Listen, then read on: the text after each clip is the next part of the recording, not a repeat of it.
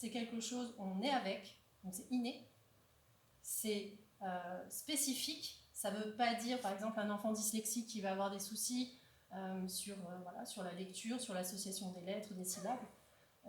Il sera très très bon en mathématiques ou il sera très très bon pour le dessin. C'est vraiment spécifique.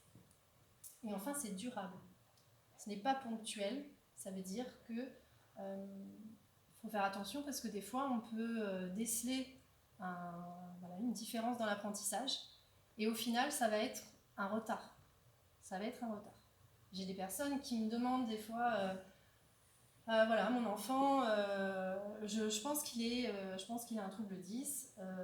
Il est en quelle classe J'en ai même déjà eu, il est en grande section.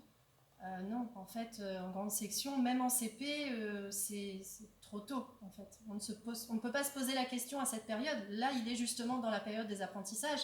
Donc, s'il y a, je ne sais pas si ça vous parle, mais des fois, les enfants, justement, quand ils apprennent à lire, il y en a qui mettent un peu plus de temps sur les B, les P.